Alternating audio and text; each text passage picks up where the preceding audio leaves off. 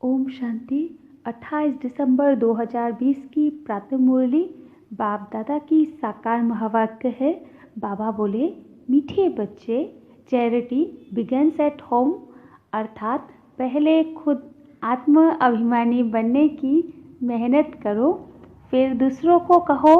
आत्मा समझकर आत्मा को ज्ञान दो तो ज्ञान तलवार में जौहर आ जाएगा। प्रश्न है, संगम युग पर किन दो बातों की मेहनत करने से सतयुगी तख्त के मालिक बन जाएंगे? उत्तर में बाबा बोले, 1 नंबर पॉइंट है, दुख सुख निंदा स्तुति में समान स्थिति रहे, यह मेहनत करो। कोई भी कुछ उल्टा सुल्टा बोले, क्रोध करे तो तुम चुप हो जाओ, कभी भी मुख की ताली नहीं बजाओ। 2 नंबर पॉइंट, आंखों को सिबिल बनाओ, क्रिमिनल आय बिल्कुल समाप्त हो जाए।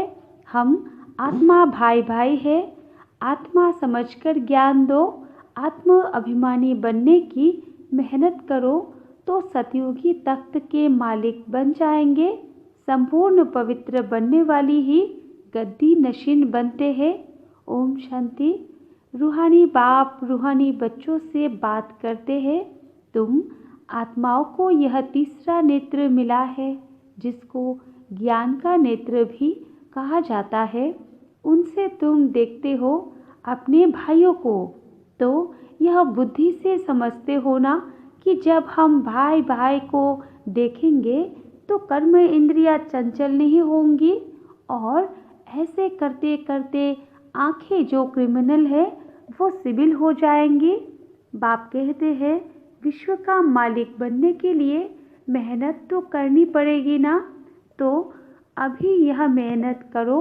मेहनत करने के लिए बाबा नई नई गुह पॉइंट सुनाते हैं ना, तो अभी अपने को भाई भाई समझकर ज्ञान देने की आदत डालनी है। फिर यह जो गाया जाता है कि वी आर ऑल ब्रदर्स, यह प्रैक्टिकल हो जाएगा। अभी तुम सच्चे सच्चे ब्रदर्स हो, क्योंकि बाप को जानते हो। बाप तुम बच्चों के साथ सर्विस कर रहे हैं। हिम्मते बच्चे, मददे बाप। तो बाप आकर के यह हिम्मत देते हैं सर्विस करने की, तो यह सहज हुआ ना। तो रोज यह प्रैक्टिस करनी पड़ेगी, सुस्त नहीं होना चाहिए। यह नई नई पॉइंट्स बच्चों को मिलती है। बच्चे जानते हैं कि हम भाइयों को बाबा पढ़ा रहे हैं, आत्माएं पढ़ती है। यह रूहानी नॉलेज है, इसे स्पिरिचुअल नॉलेज कहा जाता है। सिर्फ इस समय रूहानी नॉलेज रूहानी बाप से मिलती है, क्योंकि बाप आते ही है संगम योग पर, जबकि सृष्टि बदलती है। यह रूहानी नॉलेज मिलती भी तब है जब सृष्टि बदलने वाली है। बाप आकर यही तो रूहानी नॉलेज देते हैं कि अपने को आत्मा समझो।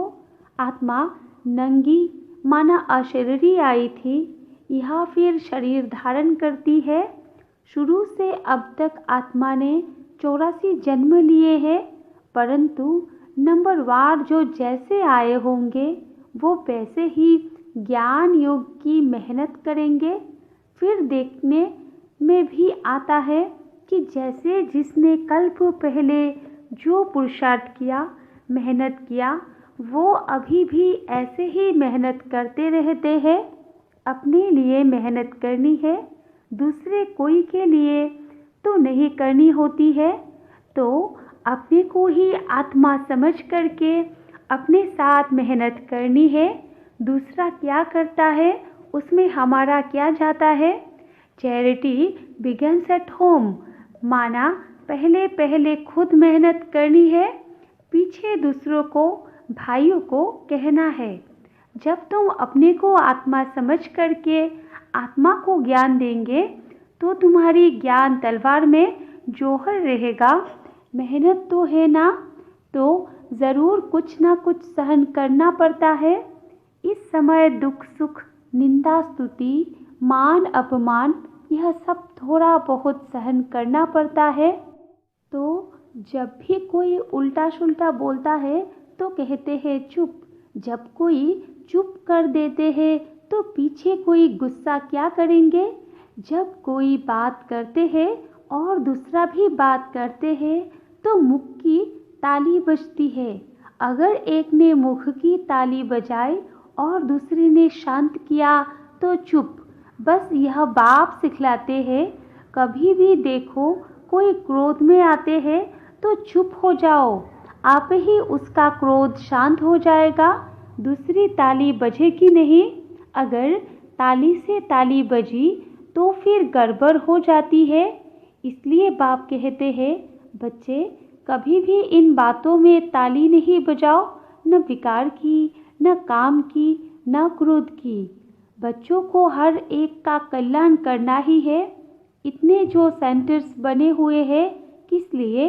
कल्प पहले भी तो ऐसे सेंटर्स निकले होंगे। देवों का देव बाप देखते रहते हैं कि बहुत बच्चों को यह शौक रहता है कि बाबा सेंटर्स खोलूं।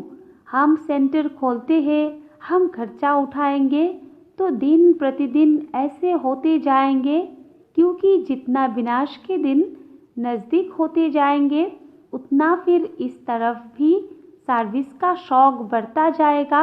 अभी बाप दादा दोनों इकट्ठे हैं तो हर एक को देखते हैं कि क्या पुरुषार्थ करते हैं, क्या पद पाएंगे, किसका पुरुषार्थ उत्तम, किसका मध्यम, किसका कनिष्ठ है, वो तो देख रहे हैं। टीचर भी स्कूल में देखते हैं कि स्टूडेंट किस सब्जेक्ट में ऊपर नीचे होते हैं। तो यहाँ भी ऐसे ही है। कोई बच्चे अच्छी तरह से अटेंशन देते हैं तो अपने को ऊंचा समझते हैं। कोई समय फिर भूल करते हैं, याद में नहीं रहते हैं तो अपने को कम समझते हैं। यह स्कूल है ना। बच्चे कहते हैं, बाबा हम कभी कभी बहुत खुशी में रहते हैं, कभी कभी खुशी कम हो जाती है। तो बाबा अभी समझाते रहते हैं कि अगर खुशी में रहना चाहते हो तो मन मना भव, अपने को आत्मा समझो और बाप को भी याद करो। सामने परमात्मा को देखो तो वो अकाल तख्त पर बैठा हुआ है। ऐसे भाइयों की तरफ भी देखो। अपने को आत्मा समझ करके फिर भाई से बात करो। भाई को हम ज्ञान देते हैं, बहन नहीं, भाई भाई आत्माओं को ज्ञान देते हैं। अगर यह आदत तुम्हारी पड़ जाएगी तो तुम्हारी जो क्रिमिनल आई है, जो तुमको धोखा देती है, वो आहिस्ते आहिस्ते बंद हो जाएगी। आत्मा में क्या करेगी? जब देह अभिमान आता है तब गिरते हैं, बहुत करते हैं। बाबा हमारी क्रिमिनल आई है। अच्छा, क्रिमिनल आई को अभी सिविल आई बनाओ। बाप ने आत्मा को दिया ही है तीसरा नेत्र। तीसरे नेत्र से देखेंगे तो फिर तुम्हारी देह को देखने की आदत मिट जाएगी। बाबा बच्चों को डायरेक्शन तो देते रहते हैं। इनको मना ब्रह्मा को भी ऐसे ही कहते हैं। यह बाबा भी देह में आत्मा को देखेंगे तो इसको ही कहा जाता है रूहानी नॉलेज। देखो पद कितना ऊंच पाते हो, ज़बरदस्त पद है। तो पुरुषार्थ भी ऐसा करना चाहिए। बाबा भी समझते हैं कल्प पहले मुआफिक सबका पुरुषार्थ चलेगा। कोई राजा रानी बनेंगे, कोई प्रजा में चले जाएंगे। तो यहाँ जब बैठकर निष्ठा माना योग भी करवाते हो तो अपने को आत्मा समझ करके दूसरे की भी भ्रुकुटी में आत्मा को देखते रहेंगे तो फिर उनकी सर्विस अच्छी होगी। जो देही अभिमानी होकर बैठते हैं वो आत्माओं को ही देखते हैं। इसकी खूब प्रैक्टिस करो। अरे उच्च पद पाना है तो कुछ तो मेहनत करेंगे ना। तो अभी आत्माओं के लिए यही मेहनत है। यह रूहानी नॉलेज एक ही दफ़ा मिलती है और कभी भी नहीं मिलेगी, ना कलयुग में ना सतयुग में, सिर्फ संगम योग में। सो भी ब्राह्मणों को यह पक्का याद कर लो, जब ब्राह्मण बनेंगे तब देवता बनेंगे। ब्राह्मण नहीं बने तो फिर देवता कैसे बनेंगे? इस संगम योग में ही यह मेहनत करते हैं और कोई समय में यह नहीं कहेंगे कि अपने को आत्मा, दूसरे को भी आत्मा समझ उनको ज्ञान दो।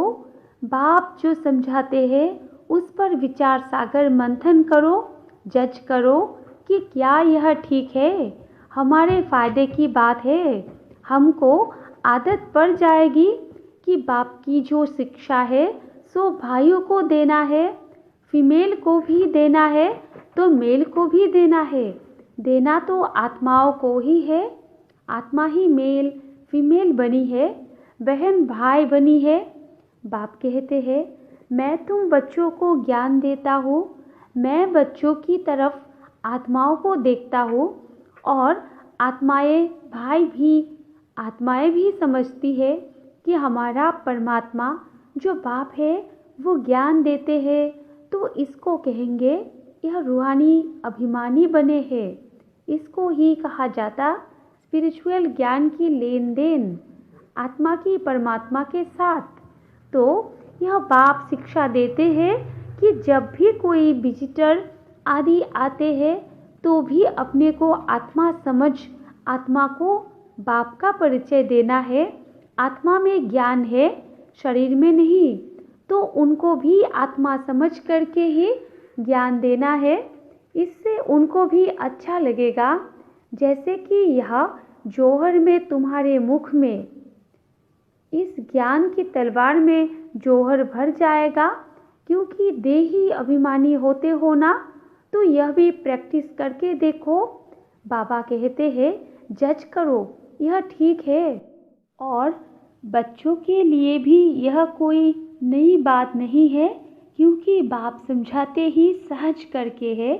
चक्र लगाया, अब नाटक पूरा होता है। अभी बाबा की याद में रहते हैं। तमो प्रधान से सतो प्रधान बन सतो प्रधान दुनिया का मालिक बनते हैं। फिर ऐसे ही सीढ़ी उतरते हैं। देखो कितना सहज बताते हैं। हर 5000 वर्ष के बाद मेरे को आना होता है। ड्रामा के प्लान अनुसार मैं बंधायमान हूँ। आ करके बच्चों को बहुत सहज याद की यात्रा सिखलाता हूँ। बाप की याद में अंतमति सो गति हो जाएगी। यह इस समय के लिए है, यह अंतकाल है।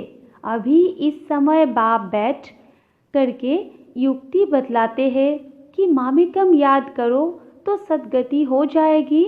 बच्चे भी समझते हैं कि पढ़ाई से यह बनूंगा, फलाना बनूंगा। इसमें भी यही है कि मैं जाकर के नई दुनिया में देवी देवता बनूंगा। कोई नई बात नहीं है। बाप तो घड़ी घड़ी कहते हैं नथिंग न्यू। यह तो सीढ़ी उतरनी चढ़नी है। जिनकी कहानी है ना, उसको सीढ़ी उतरने और चढ़ने का काम दिया गया। यह नाटक ही है, चढ़ना और उतरना। याद की यात्रा से बहुत मजबूत हो जाएंगे। इसलिए भिन्न भिन्न प्रकार से बाप बच्चों को बैठ सिखलाते हैं कि बच्चे अभी देही अभिमानी बनो। अभी सबको वापस जाना है। तुम आत्मा पूरे 84 जन्म लेकर तमो प्रधान बन गई हो। भारतवासी ही सतो रजो तमो बनते हैं। दूसरी कोई नेशनलिटी को नहीं कहेंगे कि पूरे 84 जन्म लिए हैं। बाप ने आकर के बताया है नाटक में हर एक का पार्ट अपना अपना होता है। आत्मा कितनी छोटी है, साइंसदानों को यह समझ में ही नहीं आएगा कि इतनी छोटी आत्मा में यह अविनाशी पार्ट भरा हुआ है। यह है सबसे वंडरफुल बात। यह छोटी सी आत्मा और पार्ट कितना बजाती है, वो भी अविनाशी। यह ड्रामा भी अविनाशी है और बना बनाया है। ऐसे नहीं कोई कहेंगे कि कब बना, नहीं, यह कुदरत है। यह ज्ञान बड़ा वंडरफुल है। कभी कोई यह ज्ञान बता ही नहीं सकते हैं। ऐसे कोई की ताकत नहीं है जो यह ज्ञान बताए। तो अभी बच्चों को बाप दिन प्रतिदिन समझाते रहते हैं, अभी प्रैक्टिस करो कि हम अपने भाई आत्मा को ज्ञान देते हैं। आप सामान बनाने के लिए, बाप से वर्षा लेने के लिए, क्योंकि सब आत्माओं का हक है। बाबा आते हैं सभी आत्माओं को अपना अपना शांति व सुख का वर्षा देने। हम जब राजधानी में होंगे तो बाकी सब शांति धाम में होंगे। पीछे जय जयकार होगी, यहाँ सुख ही सुख होगा। इसलिए बाप कहते हैं पावन बनना है। जितना जितना तुम पवित्र बनते हो उतना कशिश होती है। जब तुम बिल्कुल पवित्र हो जाते हो तो गद्दी नशीन हो जाते हो। तो प्रैक्टिस यह करो। ऐसे मत समझना कि बस यह सुना और कान से निकला। नहीं, इस प्रैक्टिस बिगड़ तुम चल नहीं सकेंगे। अपने को आत्मा समझो, वो भी आत्मा। भाई भाई को बैठकर समझाओ। रूहानी बाप रूहानी बच्चों को समझाते हैं। इसको कहा जाता है रूहानी स्पिरिचुअल नॉलेज। स्पिरिचुअल फादर देने वाला है। जब चिल्ड्रेन पूरा स्पिरिचुअल बन जाते हैं, एकदम प्योर बन जाते हैं, तो जाकर सतयुगी तख्त के मालिक बनते हैं। जो प्योर नहीं बनेंगे वो माला में भी नहीं आएंगे। माला का भी कोई अर्थ तो होगा ना। माला का राज दूसरा कोई भी नहीं जानते हैं। माला को क्यों सिमरते हैं? क्योंकि बाप की बहुत ही मदद की है, तो क्यों नहीं सिमरे जाएंगे। तुम सिमरे भी जाते हो, तुम्हारी पूजा भी होती है और तुम्हारे शरीर को भी पूजा जाता है, और मेरी तो सिर्फ आत्मा को पूजा जाता है। देखो, तुम तो डबल पूजे जाते हो, मेरे से भी जास्ती। तुम जब देवता बनते हो तो देवताओं की भी पूजा करते हैं, इसलिए पूजा में भी तुम तीखे, यादगार में भी तुम तीखे और बादशाही में भी तुम तीखे। देखो, तुमको कितना ऊंचा बनाता हूँ। तो जैसे प्यारे बच्चे होते हैं, बहुत लव होता है, तो बच्चों को कुल्हे पर, माथे पर भी रखते हैं। बाबा एकदम सिर पर रख देते हैं। अच्छा, मीठे मीठे सिकिला देव बच्चों प्रति माता पिता बाप दादा का याद प्यार और गुड मॉर्निंग। रूहानी बाप की रूहानी बच्चों को नमस्ते, और हम रूहानी बच्चों की रूहानी माता पिता बाप दादा को भी याद प्यार, गुड मॉर्निंग और नमस्ते नमस्ते नमस्ते। धारणा के लिए मुख्य सार 1 नंबर पॉइंट है, गायन और पूजन योग्य बनने के लिए स्पिरिचुअल बनना है, आत्मा को प्योर बनाना है, आत्म अभिमानी बनने की मेहनत करनी है। 2 नंबर पॉइंट है, मन मना भव के अभ्यास द्वारा अपार खुशी में रहना है। स्वयं को आत्मा समझकर आत्मा से बात करनी है। आँखों को सिविल बनाना है। वरदान है, सदा काल के अटेंशन द्वारा विजय माला में पिरोने वाले बहुत समय के विजयी भव। विस्तार है, बहुत समय के विजयी विजय माला के मरण के बनते हैं। विजयी बनने के लिए सदा बाप को सामने रखो। जो बाप ने किया वही हमें करना है। हर कदम पर जो बाप का संकल्प वही बच्चों का संकल्प, जो बाप के बोल वही बच्चों के बोल, तब विजयी बनेंगे। यह अटेंशन सदा काल का चाहिए, तब सदा काल का राज्य भाग्य प्राप्त होगा, क्योंकि जैसा पुरुषार्थ वैसी प्रारब्ध है। सदा का पुरुषार्थ है तो सदा का राज्य भाग्य है। और स्लोगन है, सेवा में सदा जी हाजिर करना। यही प्यार का सच्चा सबूत है। अच्छा, ओम शांति।